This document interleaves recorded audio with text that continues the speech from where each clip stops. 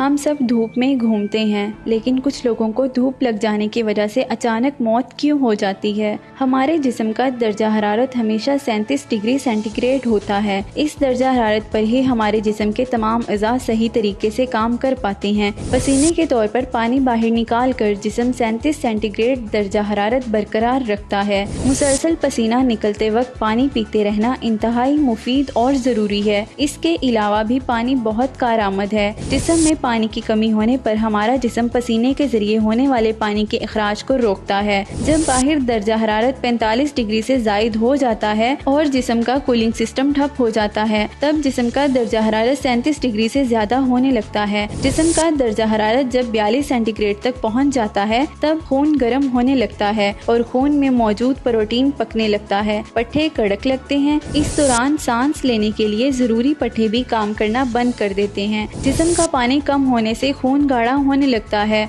Blood pressure low हो जाता है। अहम अज़ू बिलखसूस दिमाग तक खून की रसाई रुक जाती है। इंसान कोमा में चला जाता है और इसके जिस्म के एक के बाद एक अज़ू धीरे धीरे काम करना बंद कर देते हैं और इसकी मौत हो जाती है।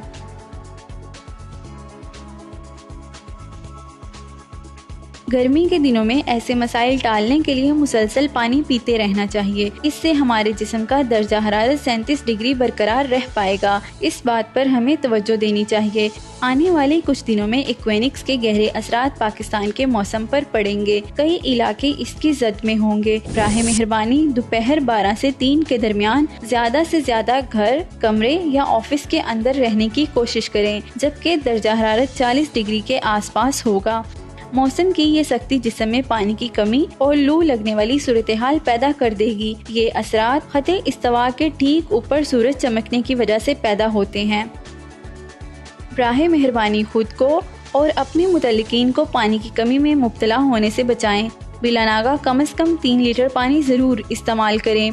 गुर्दे की बीमारी वाले एक दिन में कम से कम 6 से 8 लीटर पानी पीने की कोशिश करें। जहां तक मुमकिन हो ब्लड प्रेशर पर नजर रखें। किसी को भी हीट स्ट्रोक हो सकता है। ठंडे पानी के साथ नहाएं। गोश्त का इस्तेमाल बंद या कम से कम करें।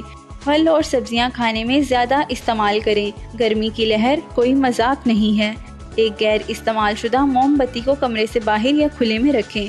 अगर मोमबत्ती पिघल जाती है तो ये संगीन सूरत हाल है। सोने के कमरे और दीगर कमरों में 2 निसफ पानी से भरे ऊपर से खुले बर्तनों को रखकर कमरे की नमी बरकरार रखी जा सकती है। अपने होंठों और आंखों को नम रखने की कोशिश करें और मुफाद आमा में इस पैगाम को ज्यादा से ज्यादा शेयर करें।